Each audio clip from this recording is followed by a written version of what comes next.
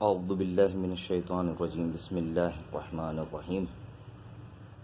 وهو خیر ناصر ومعین وبہ نستعین اللہم صلی علی محمد وآل محمد۔ بزم استعارہ کی کاوشوں سے ہم نے اصناف سخن پہ بحث کا آغاز کیا تھا اور ہر ہفتے ایک درس اپلوڈ کیا جا رہا تھا۔ بحث ہماری اصناف سخن میں غزل کے ضمن میں چل رہی تھی اور ارادہ یہی تھا کہ غزل کے ضمن میں ہی بہت سارے صنائع بدائع اور بہت ساری صنعتوں کے ساتھ شعر کی بہت ساری نزاکتوں کو بیان کر دیا جائے، لیکن بہت سارے دوستوں نے اور بزرگان نے یہ حکم دیا کہ غزل کی بحث کو روکتے ہوئے فی الحال ایک آدھ درس مرثیے پر ہو جائے کیونکہ ماہ محرم الحرام بھی نزدیک ہے اور کچھ دوستوں کا ارادہ ہے کہ وہ مرثیہ لکھیں، تو ہم نے یہ فیصلہ کیا کہ مرثیے کے صرف اجزائے ترکیبی کی بات کر لیتے ہیں، کیونکہ اس سے زیادہ بحث بہت طولانی ہو جائے گی اور شاید چند ایک درس صرف مرثیے پر ہی گفتگو کرنی پڑے۔ تو ہم نے سوچا کہ مرثیے کی اجزائے ترکیبی پر بحث کر لیتے ہیں تاکہ جو لوگ مرثیہ لکھنا چاہ رہے ہیں وہ کم از کم اتنا ضرور جان جائیں کہ مرثیے میں کن کن چیزوں کی ضرورت ہوتی ہے اور کیا کیا چیزیں ضروری ہیں مرثیہ کہنے کے لیے۔ سب سے پہلے آتے ہیں مرثیے کی تعریف کی طرف کہ مرثیہ ہوتا کیا ہے۔ مرثیہ ایسی نظم کو کہا جاتا ہے جس میں کسی شخص کی موت یا اس کی شہادت کے بعد اس کے اوصاف، اس کے کمالات، اس کے کاموں کو بیان کیا جاتا ہے اور اس میں جو چیز بنیادی ہوتی ہے وہ رنج و غم کا اظہار ہے، کہ اس کے سارے اوصاف اور کمالات بیان کر کے رنج و غم کا اظہار کیا جائے۔ اردو زبان میں جب ہم مرثیے کا لفظ سنتے ہیں، کہتے ہیں، تو ہمارے ذہن میں فوراً امام حسین کے اور ان کے رفقا کی شہادت اور ان کے کارنامے ذہن میں آ جاتے ہیں۔ دیگر لوگوں کی اموات پہ جو مرثیے کہے جاتے ہیں ان کو ہم شخصی مرثیہ کہتے ہیں یا تعزیتی نظم کا نام دیتے ہیں، اس سے ابھی ہماری فی الحال بحث نہیں ہے۔ مرثیے کے اجزائے ترکیبی سے ہم اپنی بحث کا آغاز کرتے ہیں، اس مباحثے کو شروع کرتے ہیں۔ تو مرثیے کے اجزائے ترکیبی جو قدماء نے بیان کیے ہیں، متقدمین نے جو مراثی لکھے، اس میں جن اجزاء کا انہوں نے خیال رکھا ہے وہ کچھ اس ترتیب سے ہیں کہ پہلے تمہید ہوتی ہے، مرثیے میں ایک تمہید یا چہرہ کہتے ہیں، وہی چہرہ تمہید بھی ہوتی ہے، بعض لوگ اس کو تمہید کہتے ہیں، بعض اس کو چہرہ کہتے ہیں۔ پھر اس کے بعد سراپا، پھر رخصت، پھر آمد، پھر رجز، پھر جنگ اور رزم کا بیان، پھر شہادت، بین، اس کے بعد پھر دعا اور مدعات کی بحث آ جاتی ہے۔ سب سے پہلے مرثیے کا ابتدائی حصہ جسے ہم تمہید یا چہرے کا نام دیتے ہیں، اس میں مختلف موضوع ہمیں دیکھنے کو ملتے ہیں۔ کوئی اس میں مناظر فطرت کو باندھتا ہے، صبح کا منظر باندھا ہے، کسی نے قلم کی بات کی ہے، کسی نے شعر کی تعریف کی بات کی ہے، کسی نے اپنی تعلی بیان کی ہے، کسی نے شام کا منظر باندھا ہے۔ تو مرثیے کی تمہید میں کوئی قید نہیں ہے، کوئی بھی مضمون یہاں باندھا جا سکتا ہے، لیکن کلاسک مرثیے میں بالخصوص، ویسے تو تمام مراثی میں بالعموم، چہرہ اور تمہید اس کا خاصہ محاکات نگاری ہے۔ محاکات نگاری کو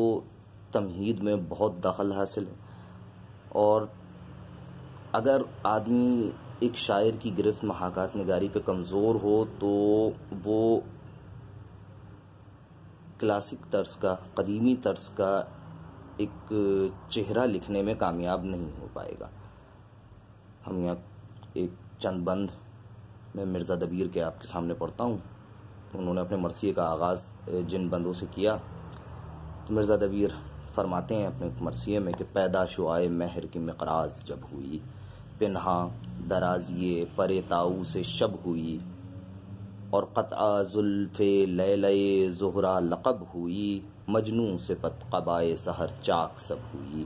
فکر رفو تھی چرخ ہنرمند کے لیے، دن چار ٹکڑے ہو گیا پیوند کے لیے، یوسف غریق چاہے سیاہ ناگہاں ہوا، یعنی غروب ماہ تجلی نشاں ہوا، یونس دہانے ماہیے شب سے عیاں ہوا، یعنی طلوع نیر مشرق ستاں ہوا، فرعون شب سے مار کا آ رہا تھا آفتاب، دن تھا کلیم اور ید بیضا تھا آفتاب، نکلا افق سے عابد روشن ضمیر صبح، محراب آسماں ہوئی جلوہ پذیر صبح، کھولا سپیدی نے جو مصلائے پیر صبح، پھر سجدہ گاہ بن گیا مہر منیر صبح، کرتی تھی شب غروب کا سجدہ درود کو، سیارے ہفت عضو بنے تھے سجود کو۔ اس طرح شاعر مرثیے میں چہرہ ایک تمہید بیان کرتا ہے۔ اس کے بعد یہ میں آپ کے سامنے جو اجزاء بیان کر رہا ہوں یہ کلاسک مرثیے کے ہیں۔ اس کے بعد شاعر آ جاتا ہے سراپا کی طرف۔ شاعر نے جس شہید کا انتخاب کیا ہے، جس کی تعریف، جس کے واقعات وہ بیان کرنا چاہتا ہے، اس کے خد و خال، قد و قامت، اس کی شان و شوکت وغیرہ کو بیان کرنے کے ساتھ ساتھ اس کی اخلاقی خوبیاں، اس کی ماورائی طاقتیں، ان سب چیزوں کو اس کے سراپا میں بیان کرتا ہے۔ وہ مرثیے کا یہ حصہ خصوصی خوبصورتی کا حامل ہوتا ہے اور اس میں شاعری پر بہت زیادہ عبور اور تسلط کی ضرورت پڑتی ہے، کیونکہ یہ حصہ اکثر شاعرانہ غلو سے مملو ہوتا ہے۔ لہٰذا جگہ جگہ شاعر کو یہ لحاظ رکھنا پڑتا ہے کہ شاعرانہ غلو کے ساتھ کہیں شرک کی وادی میں قدم نہ رکھ دے، اس لیے بہت احتیاط کے ساتھ اور پوری شاعرانہ خوبصورتی کے ساتھ سراپا ایک اپنے ممدوح کا، اپنے جس شہید کے لیے مرثیہ لکھا جا رہا ہے اس کا سراپا پورے تسلط کے ساتھ شاعری پر تمام تشبیہات، استعارات کا خیال رکھتے ہوئے، اور شاعرانہ غلو تو اس میں ہوگا لیکن وہ غلو اصل غلو کی طرف نہ پلٹ جائے، اس کا خیال رکھتے ہوئے سراپا لکھنا پڑتا ہے۔ میر انیس اپنے ایک مرثیے میں حضرت علی اکبر کا سراپا بیان کرتے ہیں تو لکھتے ہیں کہ ہم شکل مصطفیٰ کا ہے کیا حسن کیا جمال، صبح جبیں بھی اور شب گیسو بھی بے مثال، یہ لب یہ خط یہ چشم یہ ابرو یہ رخ یہ خال، یاقوت و مشک و نرگس و نجم و مہ و ہلال، ایک گل پیاں ہزار طرح کی بہار ہے، چہرہ نہ کہیے قدرت پروردگار ہے۔ شاعر جس وقت سراپا بیان کر دیتا ہے اپنے ممدوح کا، اس کے بعد وہ رخصت کی جانب آتا ہے۔ ہم جانتے ہیں کہ کربلا کے میدان میں ہر شہید نے جب جہاد کے لیے ارادہ کیا تو اپنے آقا و مولا کی خدمت میں حاضر ہوا، ان سے اجازت طلب کی، اپنے گھر والوں اور دوست احباب کو الوداع کیا، لوگوں نے اپنی والدہ، پھوپھی، ان سب سے اجازت لی، تو یہ مرثیے کا ایک خاص رکن بن گیا۔ اس لیے یہ رخصت فنی مراثی کا ایک جز کی حیثیت رکھتی ہے۔ فنی مراثی میں رخصت کو بیان کرنے کے لیے ضروری ہے کہ شاعر کو مقتل سے آگاہی ہونی چاہیے، اور پھر وہ اس صورت میں کہ اسے مقتل سے پوری آگاہی ہے تو وہ تاریخ کو تخیل اور احساس کے پیرائے میں بیان کرے گا۔ مرثیے کے اس حصے میں شہید کے اشتیاق شہادت اور اس کے اعزاء و اقربا کے غم و اندوہ کو بیان کیا جاتا ہے۔ یہاں پہ ہم پھر مثال کے لیے میر انیس کے دو بند حضرت عباس کی رخصت کے حال میں بیان کرتے ہیں، اسی کا سہارا لیتے ہیں کہ لڑکوں نے مارکے میں کیے اپنے اپنے نام، کیا میں غلام خاص نہیں یا شہ انام، ایسا دن اور بھی کوئی ہوے گا یا امام، کس کام کا جو آج نہ کام آئے گا غلام، مشکل ہے ایسے وقت میں رکنا دلیر کا، آخر پسر ہوں شیر الہی سے شیر کا، آخر پسر ہوں شیر الہی سے شیر کا، روتا ہوا جھکا پے تسلیم وہ جری، سب روئے مشک دوشے مبارک پجب دھری، ایک آہ سرد زوجہ عباس نے بھری، صدمے سے رنگ زرد تھا اور تن میں تھر تھری، سر سے ردا بھی دوش تلک آ کے گر پڑی، بانوں کے پاس خاک پغش کھا کے گر پڑی۔ شاعر رخصت کو بیان کر دیتا ہے جب کہ ایک شہید اپنے اہل و عیال سے رخصت ہوا، امام سے اجازت بھی مل گئی، اسے جہاد کی، اب وہ میدان کی طرف جا رہا ہے، تو رخصت کے بعد میدان جہاد میں آمد کا حال بیان کیا جاتا ہے اور یہاں مرثیے میں خصوصی جوش و خروش نظر آتا ہے ہمیں کہ اس میں جوش و خروش ہوتا ہے، اور شاعر جو ہے وہ جذباتیات سے مملو ہو جاتا ہے، اس کے جذبات جو عروج پر ہوتے ہیں شاعر کے، اور انہی جذبات کو وہ لفظوں میں ڈھال کر شعر کی صورت میں بیان کر رہا ہوتا ہے۔ جس طرح کہ مرزا دبیر نے کہا کہ کس شعر کی آمد ہے کہ رن کانپ رہا ہے، رن ایک طرف چرخ کہن کانپ رہا ہے، ہر ایک سلاطین زمن کانپ رہا ہے، رستم کا بدن زیر کفن کانپ رہا ہے، شمشیر بکف دیکھ کے حیدر کے پسر کو جبریل لرزتے ہیں سمیٹے ہوئے پر کو۔ اسی طرح کی اور کئی ایک بند ان کی اپنے شہید کی آمد کے لکھنے کے بعد شاعر مرثیے کے ایک اور جز کی طرف متوجہ ہوتا ہے، اور وہ جز ہے رجز کا،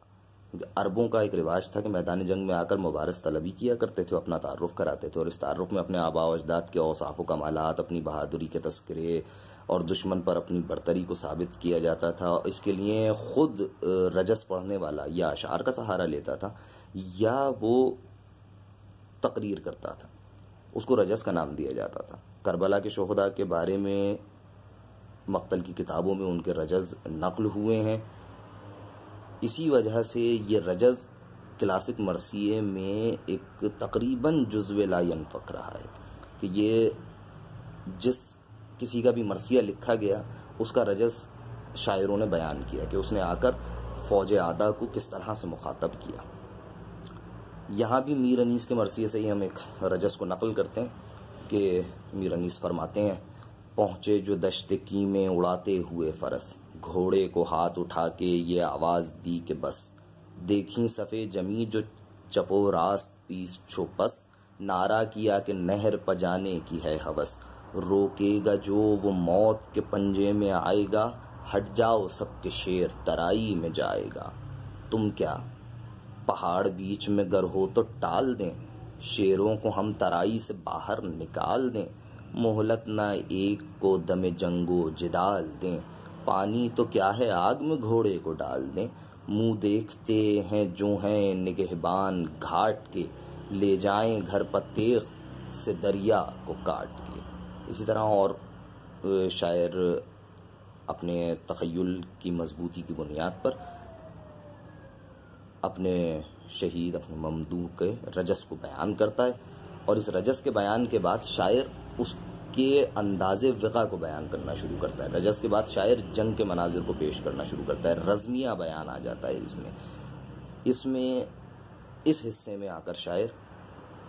اپنے ممدوح کی تلوار، گھوڑا، اس کے جنگ کرنے کا انداز، اس کے تیر اندازی کا انداز اور میدان میں ثبات قدم، ان ساری چیزوں کو بیان کرتا ہے، اس کا بے جگری سے لڑنے بیان کرتا ہے اور شہادت کے اشتیاق کو بیان کرتا ہے، اس کی تمام صلاحیتوں کو اپنے تخیل کی بنیاد پر بیان کرنا شروع کرتا ہے۔ یہ حصہ جوش و ولولہ تو رکھتا ہے، لیکن آمد کی طرح کا جوش و ولولہ رکھنے کے باوجود یہ حصہ رجز اور آمد سے مختلف اس انداز سے ہو جاتا ہے کہ یہاں پر کچھ درد و علم کا بیان بھی کیا جاتا ہے۔ شاعر جوشیلی جنگ کے ہمراہ درد و غم کی بھی منظر کشی کرتا ہے، کیونکہ جس وقت میدان میں وہ شخص لڑ رہا ہے اور یہ صد درصد ہے کہ اس شہید ہونا ہے اب میدان میں، تو اس کی جنگ کے ہمراہ کچھ درد کے مناظر بھی شاعر کھینچتا ہے کہ اس میں پھر ہم میر انیس ہی کی طرف چلتے ہیں کہ اللہ ہری لڑائی میں شوکت جناب کی، سنولائے رنگ میں تھی ضیاء آفتاب کی، سوکھے وہ لب کے پنکھڑیاں تھیں گلاب کی، تصویر ذوالجناح پتھی بو تراب کی، ہوتا تھا غل جو کرتے تھے نعرے لڑائی میں، بھاگو کہ شیر گونج رہا ہے ترائی میں، پھر تو یہ غل ہوا کہ دہائی حسین کی، اللہ کا غضب ہے لڑائی حسین کی، دریا حسین کا ہے ترائی حسین کی، دنیا حسین کی ہے خدائی حسین کی، بیڑا بچایا آپ نے طوفان سے نوح کا، اب رحم واسطہ ملے اکبر کی روح کا، اکبر کا نام سن کے جگر پر لگی سنا، آنسو بھرائے روک لی راہوار کی عنا، مڑ کر پکارے لاش پسر کو شہ زماں، تم نے نہ دیکھی جنگ پدر تم نے نہ دیکھی جنگ پدر، اے پدر کی جاں، قسمیں تمہاری روح کی یہ لوگ دیتے ہیں، لو اب تو ذوالفقار کو ہم روک لیتے ہیں۔ جنگ کا بیان اپنے اختتام کو پہنچتا ہے، تو شاعر شہادت، اب اس شہید کی شہادت کا حال بیان کرنا شروع کرتا ہے۔ جنگ کے بعد شاعر اپنے دلاور کی شہادت کے حال کو بیان کرنے کی طرف آتا ہے، اور یہاں شاعر شدید رنج و غم کا اظہار کرتا ہے۔ یعنی الفاظ ایسے ہونے چاہیے جس میں درد و الم بھرا ہو۔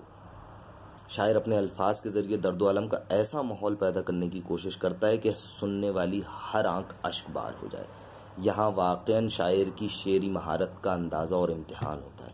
کہ وہ سامعین اور قارئین تک اس درد کو، اس الم کو، اس دکھ کو جسے وہ خود محسوس کر رہا ہے، وہ منتقل کرنے میں کامیاب ہوا ہے یا نہیں ہو سکا، اس کام میں وہ کامیاب ہوا یا نہیں ہوا۔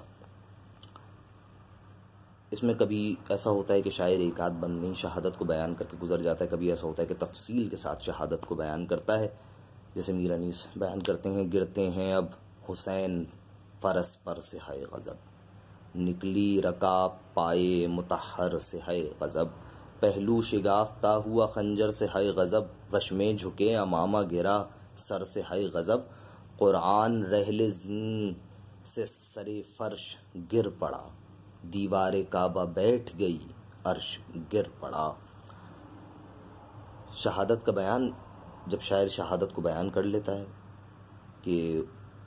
شہید کی گردن پہ چھری پھر گئی، یا نیزے سے شہید ہوئے، یا تیر لگنے سے شہید ہوئے، جب وہ شہادت کے شہادت کے بیان کو سمیٹ لیتا ہے، تو پھر اب بین کی نوبت آتی ہے۔ اس جزء میں شاعر اس حالت کو بیان کرتا ہے جو شہادت کی خبر ملنے سے یا شہید کی میت اعزاء و اقرباء تک پہنچنے کے بعد جو حالت ان کی ہوتی ہے، اور جس طرح سے وہ بیان کرتے ہیں کہ کچھ بے قرار ہوتے ہیں، کچھ صبر کی تلقین کرتے ہیں، کچھ روتے ہیں، کچھ اس بات میں خوش ہوتے ہیں کہ یہ ہمارا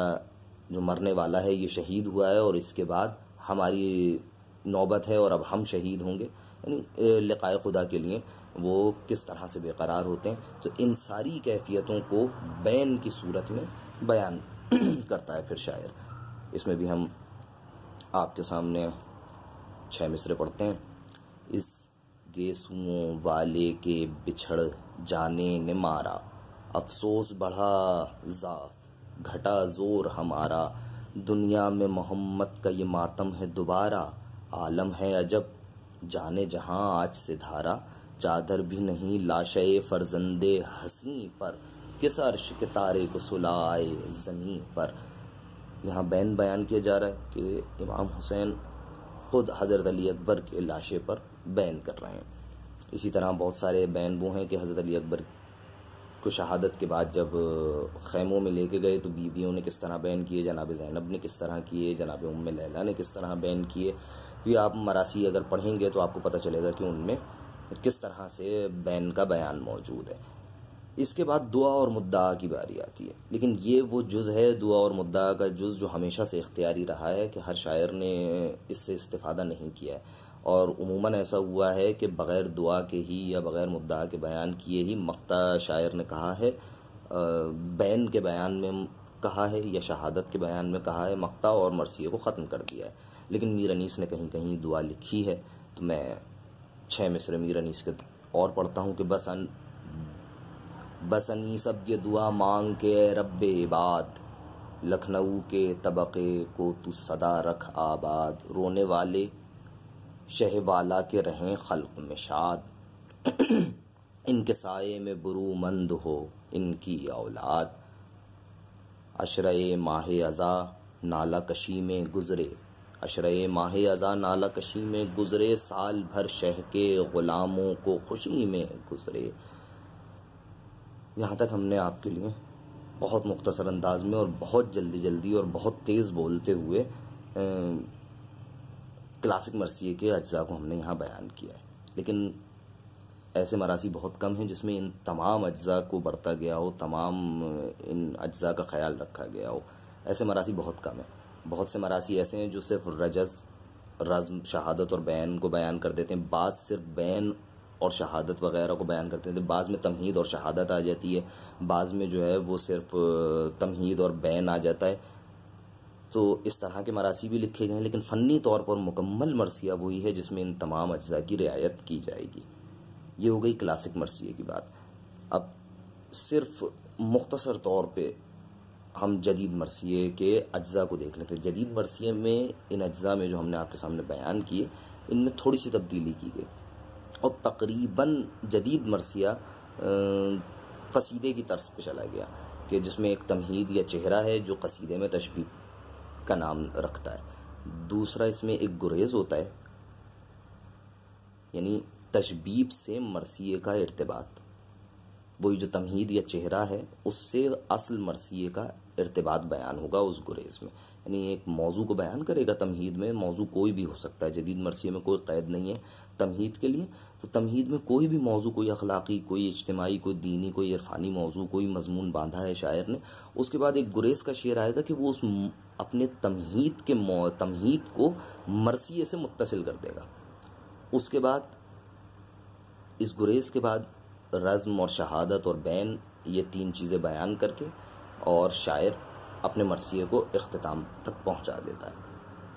جدید مرثیے میں تمہید میں کوئی قید نہیں ہے، جیسے کہ میں نے بیان کیا کہ اخلاقی، اجتماعی، دینی، عرفانی، ہر قسم کے مضامین اس میں باندھے جا سکتے ہیں، بس اتنا ہے کہ ایک گریز کے ذریعے سے وہ بند ہو یا ایک بیت ہو، اس ایک گریز کے ذریعے سے شاعر اپنی اس مسدس کا رخ مرثیے کی جانب موڑ دیتا ہے۔ اگر یہ گریز نہ ہو اور صرف یہی موضوع باقی رہے تو یہ ایک مسدس ہو جائے گی جو مرثیے میں شامل نہیں ہو پائے گی۔ ایک گریز کے ذریعے سے وہ مرثیے کا رخ موڑ دیتا ہے مرثیے کی طرف، مسدس کا رخ مرثیے کی طرف موڑ دیتا ہے اور پھر شہادت کو بیان کر دیتا ہے۔ جدید مرثیے کے اجزاء جو ہم نے بیان کیے، ان کا اگر آپ اچھی طرح سے مطالعہ اور مشاہدہ کرنا چاہتے ہیں تو نسیم امروی صاحب اور قیصر بہروی صاحب کی مراثی پڑھیں، اور جناب ہلال نقوی صاحب، ڈاکٹر ہلال نقوی صاحب کے مراثی کا مطالعہ کریں، تو آپ ان جدید مرثیے کے جو اجزاء بیان کیے اس کو بہت بہتر طور پہ سمجھ سکیں گے۔ جدید مرثیے کے اراکین میں ایک نام جوش کا بھی لیا جاتا ہے، لیکن جوش نے مرثیے کو خود وہ کہا کرتے تھے کہ یہ مسدس ہے، مرثیہ نہیں ہے، کیونکہ اس میں غم کا بیان، اندوہ کا بیان، شہادت کا بیان بہت کم رہا ہے۔ اب اس مباحثے میں ہم نے تو یہ کوشش کی کہ فقط کربلا اور ائمہ معصومین اور ان کے انصار کے بارے میں لکھے جانے والے مرثیوں کا حال بیان کریں، کیونکہ یہ شہادت والے مرثیے، کربلا سے متعلق مرثیے، کربلا کے بارے میں مرثیوں سے ہٹ کے اگر دیگر ائمہ کی شہادت پہ مراثی کو دیکھا جائے تو اس میں پھر یہ تمام چیزیں نہیں آتی ہیں کہ رزم ہو، جنگ ہو، کیونکہ انہوں نے میدان جنگ میں جہاد نہیں کیا اس طرح سے جس طرح کربلا میں ہوا ہے جو کام۔ بعض ائمہ کو زہر سے شہید کیا گیا، حضرت علی کی شہادت تلوار سے ہوئی، امام حسن کی شہادت زہر سے ہوئی،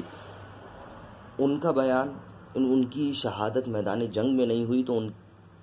کی شہادت کا مرثیہ لکھتے وقت ان کے کارناموں کو ان کی شہادت سے پہلے بیان کیا جائے گا، اور اس کے بعد پھر جب ان کی شہادت والا بیان آئے گا تو اس میں زیادہ تر شہادت اور بین باقی رہ جائیں گے صرف، یعنی اس میں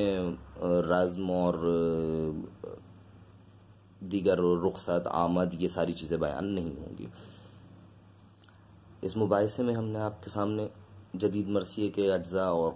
کلاسک مرثیے کے اجزاء بیان کیے ہیں۔ اب لکھنے والے کو یہ اختیار حاصل ہے کہ وہ جدید مرثیے کے اجزاء کا التزام اپنی نظم میں کرے، مسدس میں کرے، یا کلاسک مرثیے کا۔ دونوں قسم کے مراثی پر لطف ہیں اور اپنا خاص مقام رکھتے ہیں۔ یہ آپ جس طرز پہ بھی مرثیہ لکھنا چاہیں اس میں آپ آزاد ہیں۔ ایک چیز کا بیان میں یہاں ضروری سمجھتا ہوں، وہ میں آپ کے سامنے بیان کر دیتا ہوں، وہ ہے مرثیے کی حیت۔ متقدمین نے جس وقت اردو زبان شروع ہوئی ہے اور دکن سے شاعری شروع ہوئی ہے تو اس وقت مراثی جو لکھے گئے وہ مثنوی کی شکل میں بھی تھے۔ متقدمین نے مثلث، مربع، مخمس، مسدس، رباعی، قطع، قصیدے کی حیت میں اس طرح سے مراثی لکھے، لیکن میر انیس اور مرزا دبیر یا بعض لوگ کہتے ہیں ان سے کچھ پہلے میر خلیق وغیرہ کے زمانے میں مرثیے، مسدس کی حیت کو مرثیے کے ساتھ خاص کر دیا گیا ہے، لیکن انیس اور دبیر کے ہاں تو ہمیں یہ بات وضاحت کے ساتھ ملتی کہ انہوں نے صرف مسدس میں ہی مرثیے کہے، اور اس طرح سے مرثیے کہے کہ مسدس کے ساتھ مرثیے کو اس طرح خاص کر دیا کہ اب جب بھی کہا جاتا ہے کہ مرثیہ تو آپ کے ذہن میں مسدس کی حیت آ جاتی ہے۔ اس کے ساتھ ساتھ کلاسک مرثیے کے لیے کچھ اوزان بھی متعین کیے گئے تھے، کہا تھا کہ ان اوزان میں ہی مرثیہ لکھا جائے گا۔ جدید مرثیے میں اس کے اب التزام نہیں کیا جاتا، اس کو چھوڑ دیا گیا ہے، لیکن کلاسک مرثیے آپ کو میں آپ کے سامنے اوزان بیان کر دیتا ہوں، تو انہی اوزان میں آپ کو کلاسک مرثیے ملیں گے جو قدیمی مرثیے آپ کے پاس موجود ہوں گے۔ پہلا بحر حجج مسمن سے ایک وزن لیا جاتا ہے، مفعول مفاعیل مفاعیل فعول یا مفعول مفاعیل مفاعیل مفاعیل، اس وزن میں مرثیہ کہا جاتا ہے ان دونوں اوزان کو جمع کر کے۔ دوسرا وزن جو بہت زیادہ مراسی میں استعمال ہوا ہے اور میرے خیال سے سب سے زیادہ مراسی اسی وزن میں لکھے گئے ہیں، وہ ہے بحر مضارع مسمن کا وزن، ایک زحاف کے ساتھ کہ مفعول فاعلات مفاعیل فاعل اور مفعول فاعلات مفاعیل فاعلات، ان دونوں اوزان کو جمع کر کے اس میں مرثیہ لکھا جاتا ہے۔ بحر رمل مسمن سالم فاعلات، بحر رمل مسمن محذوف، معذرت سالم میں نہیں مرثیہ لکھے گا، لیکن بحر رمل مسمن محذوف میں لکھے گا فاعلات فاعلات فاعلات فاعل اور فاعلات۔ اور بحر رمل کا ایک اور وزن لیا گیا، وہ فاعلات فاعلات فاعلات فعل، فعل میں فاعل فاعلان فعلان، ان سب کو جمع کر کے اور مرثیہ کہا گیا۔ اسی طرح سے بحر مجتس مسمن میں کہا گیا مفاعل فعلات مفاعل فعل، یہاں بھی وہی کیفیت کہ فعل فعلان اور فعلان کو بھی اس وزن میں جمع کیا گیا۔ بحر خفیف مسدس میں کم مراسی کہے گئے، لیکن کہے گئے ہیں فاعلات مفاعل فعل، اس میں بھی وہی کیفیت رہتی ہے کہ فعل فعلان اور فعلان کو جمع کر لیا جاتا ہے۔ اور اس طرح سے بحر متقارب مسمن سالم، یعنی ایک مصرے میں فعول 4 بار، فعول فعول فعول فعول۔ متقدمین نے اس کا التزام کیا کہ انہی اوزان میں مقید رہے اور انہی اوزان میں مرثیہ لکھا، لیکن جدید مرثیے میں اس کو نہیں برتا گیا، بلکہ وزن کے لیے آپ کو یہ آزادی دی گئی کہ آپ جس وزن میں چاہے مرثیہ لکھ سکتے ہیں، اور مراسی لکھے بھی گئے، بحر رجز میں بھی لکھے گئے، یعنی بحر رجز ایک مصرے میں 4 بار مستفعل، بحر رجز کے علاوہ دیگر اوزان میں بھی لکھے گئے۔ تو مراسی میں وزن کی قید کو جدید شاعری میں اٹھا لیا گیا۔ اب یہاں پر میں آپ کو ایک گزارش میری ضرور ہوگی کہ میر انیس، دبیر، نسیم امروی، جوش ملی آبادی، کم از کم ان 4 اشخاص کے مراسی کا ضرور مطالعہ کریں، اور اگر آپ کو وقت ملے تو ڈاکٹر ہلال نقوی، قیصر باروی وغیرہ کے مراسی کا بھی مطالعہ کریں، یہ آپ کو مرثیہ کہنے میں بہت مدد فراہم کرے گا۔ میں ابھی چند ایک مراسی کا 4-5 مراسی کے آپ کو مصرے پہلے بیان کرتا ہوں، پہلا مصرع ان کا بیان کرتا ہوں کہ اس کو آپ انٹرنیٹ پہ سرچ کریں اور ان مراسی کو ضرور پڑھیں۔ اس سے آپ کو جدید مرثیہ اور قدیم مرثیہ ان دونوں کے فرق بھی معلوم ہوں گے، اور ان کے جو اجزاء ہم نے بیان کیے ان کو ذہن نشین کرنے میں آپ کو بہت مدد ملے گی۔ تو اب ہم آپ کے سامنے پہلا مرثیہ جس کی میں ہمیشہ سے تاکید کرتا ہوں وہ میر انیس کا مرثیہ جب قطع کی مسافت شب آفتاب نے، یہ تو ضرور پڑھیں، یعنی اگر آپ مرثیہ لکھنا چاہتے ہیں تو یہ مرثیہ پڑھنا اور اسے بار بار اس مرثیے کو پڑھنا آپ کے لیے سمجھیں ایک وجوب کی حیثیت رکھتا ہے۔ دوسرے نمبر پہ دبیر کا مرثیہ ہے، جس کا میں نے چہرہ آپ کے سامنے پڑھا بھی تھا کہ پیدا شعائے مہر کی مقراض جب ہوئی، ایک مرثیہ یہ۔ جوش ملی آبادی صاحب کا ایک مرثیہ جب چہرہ افق سے اٹھی سرمئی نقاب، یہ ضرور پڑھیں۔ اور آپ چاہتے ہیں جدید مرثیے کے جو میں نے آپ کو عناصر بیان کیے تھے، جدید مرثیے کے جو اراکین، جو اجزاء میں نے بیان کیے ہیں، ان کو تمامیت کے ساتھ اگر آپ دیکھنا چاہتے ہیں تو نسیم امروی صاحب کا مکمل مرثیہ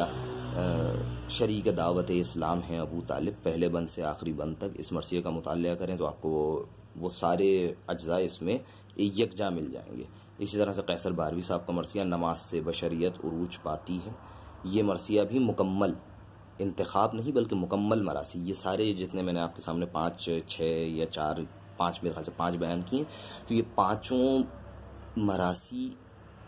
پہلے بند سے آخر بند تک ان کو آپ مطالعہ کیجئے، آپ کے لیے بھی سود مند رہیں گے،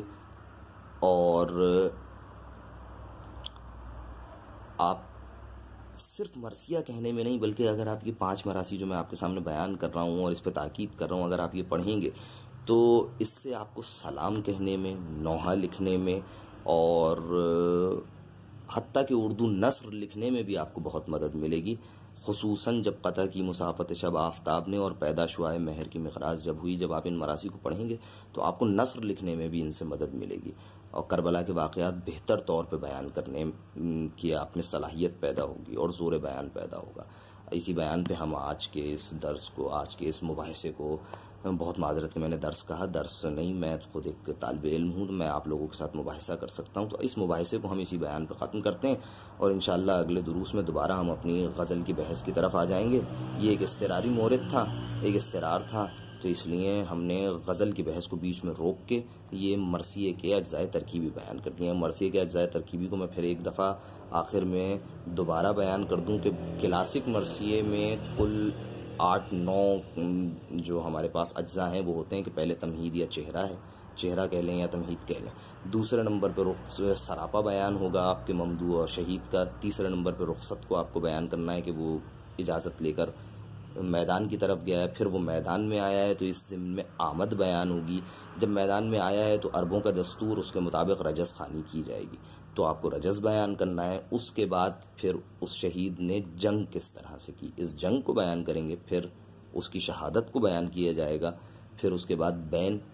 کہ اس کی شہادت پر جو گریہ ازاری کی گئی، اس کے بعد دعا اور مدعا جو آپ ایک اپنے مقطع کا بند کہہ لیں، اس میں دعا یا مدعا بیان کریں اور یہ کام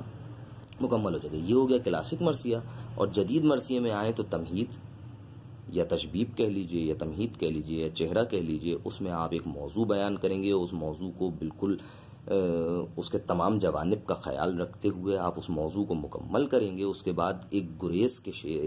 کے بند یا ایک گریز کے بیت کے ذریعے سے آپ مرثیے کی طرف آئیں گے، اور پھر مرثیے میں آپ نے جو ہے وہ شہادت بیان کرنی ہے، بین بیان کرنا ہے، اگر آپ چاہیں تو اس میں جنگ کو بھی بیان کر سکتے ہیں، ورنہ شہادت اور بین کو بیان کر کے اور آپ مقطع تک لا کے چاہیں تو دعا اور مدعا بیان کریں، چاہیں تو شہادت اور بین کے بیان میں ہی اپنا مقطع استعمال کر کے مرثیے کو مکمل کر دیں۔ آپ سب کے آراء کا منتظر اور آپ سب کی دعاؤں کا طالب، خدا حافظ و ناصر۔ السلام علیکم ورحمۃ اللہ وبرکاتہ۔